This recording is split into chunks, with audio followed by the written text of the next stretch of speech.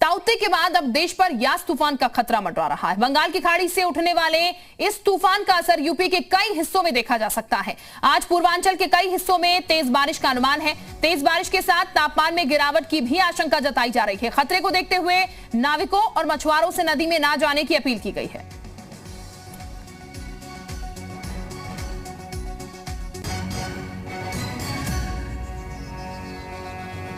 तो ये आपको बता दें, पूर्वांचल पर यास का खतरा मंडरा रहा है। कई हिस्सों में बारिश शुरू हो चुकी है। यास तूफान का वाराणसी में भी असर अब देखने को मिल रहा है। तेज बारिश के साथ तापमान में गिरावट भी दर्ज की गई है। नाविकों और मछुआरों से नदियों में ना जाने की अपील भी की जा रही है। तो यास तूफान को लेकर पूर्वी यूपी में अलर्ट जारी कर दिया गया है। आपको बता दें, पूर्वांचल के कई हिस्सों में आज बारिश का अनुमान है और यास तूफान का ही ये असर होगा। बरसात होगी अगर तो, लेकिन पहले से व्यवस्थाएं जो है वो दुरुस्त कर ली गई है। नाविकों और मछुआरों को यहां पर पहले से अलर्ट कर दिया गया है कि वो यहां पर समुद्र किनारे ना जाए, नदी किनारे ना जाए। यास तूफान को देखते हुए यहां पर वाराणसी में पहले से अलर्ट जो है वो हो चुका है। तो तेज बारिश के साथ तापमान में गिरावट भी दर्ज की गई है। वाराणसी में इसका असर जो है वो देखने को भी मिलने लगा है। तो अलर्ट मोड पर पहले से ही यहां पर सरकार है। और ये बता दें आपको, ताउते के बाद अब देश पर यास तूफान का खतरा मंडरा रहा है और इसीलिए तैयारियां जो हैं वो पहले से कर ली गई हैं, क्योंकि पहले से इसकी जानकारी मिल चुकी है यास तूफान की। और इसीलिए यहां पर लगातार अलर्ट जो है वो किया जा रहा है। मछुआरे जो हैं उनको भी अलर्ट पहले से कर दिया गया है। बंगाल की खाड़ी से उठने वाले इस तूफान का असर जो है यूपी के कई हिस्सों में भी देखा जा सकता है। इसी के चलते अलर्ट मोड पर उत्तर प्रदेश सरकार भी है।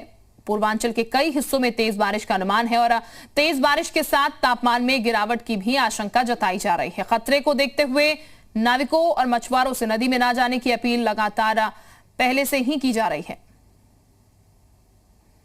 तो यास का खतरा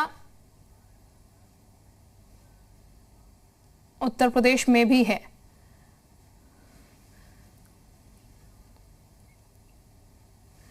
और इस वक्त हमारे साथ विशांत, मयूर और हमारे सहयोगी जुड़ चुके हैं। गुफरान, सीधे पहले विशांत का रुख करते हैं। विशांत, वाराणसी की अगर बात की जाए तो जैसा कि साफ कहा जा रहा है कि वाराणसी में भी असर साफ साफ नजर आ सकता है। किस तरीके की तैयारियां की गई हैं यहां पर, अगर असर इसका देखने को मिलता है तो?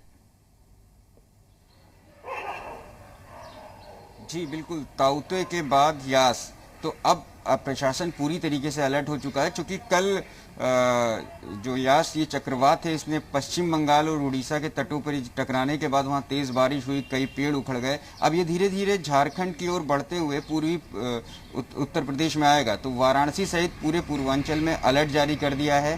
प्रशासन ने कई नंबर जारी किए हैं, साथ ही टोल फ्री नंबर 1077 जारी किया है कि यदि आपको इससे संबंधित कोई सूचना मिलती है, आपको कुछ जानना है, इसके लिए जानकारी चाहिए, तो आप इस नंबरों पर कॉल करके पता कर सकते हैं। साथ ही प्रशासन ने कुछ दिशा निर्देश जारी किए हैं।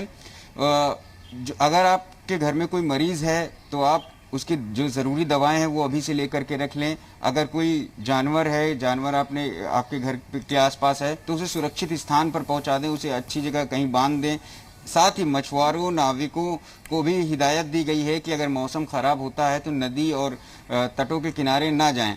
बच्चों को लेकर भी अलर्ट जारी किया है कि अगर बच्चे हैं घर पे तो उन्हें ना जाने दें। साथ ही प्रशासन ने ये भी निर्देश दिया है कि अगर मौसम ख़राब होता है तो जो आपके घर में इलेक्ट्रिसिटी है उसे बंद कर दें, जो आपके उपकरण हैं, चाहे वो फ्रिज, टीवी हो, उसको बंद कर दें।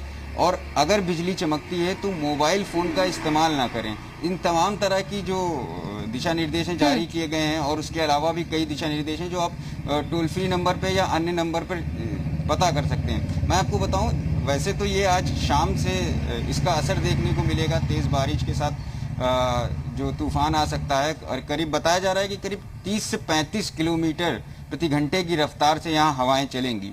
हालांकि ये शाम की है, लेकिन कल शाम से ही मौसम में गिरावट देखी गई है। कल 2 डिग्री सेल्सियस तापमान गिर गया था, क्योंकि हमने देखा था यानी कि थोड़ा बहुत असर जो है वो नजर आने लगा है। इसलिए तमाम तैयारियां विशांत जो है वो पहले से ही प्रशासन की तरफ से कर ली गई हैं।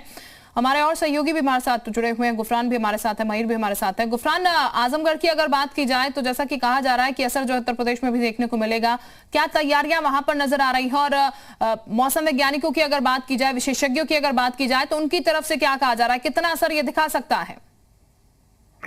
बिल्कुल, देखिए यास की अगर बात करें तो पूर्वी उत्तर प्रदेश में इसका खासा असर देखने को ऐसा अनुमानित किया जा रहा है, अनुमान लगाया जा रहा है कि खास करके पूर्वांचल को प्रभावित करेगा ये तूफान।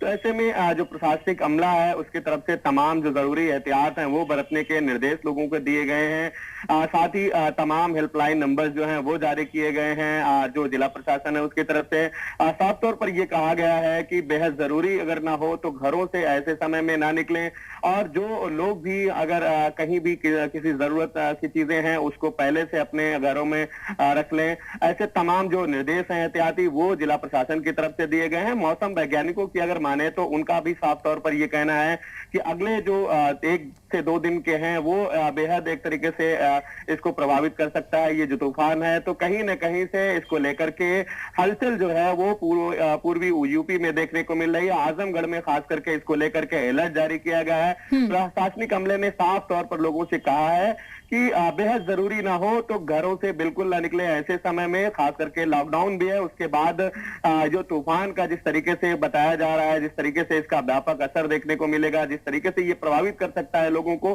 तो ऐसे में लोग अपने घरों से निकलने से बचें।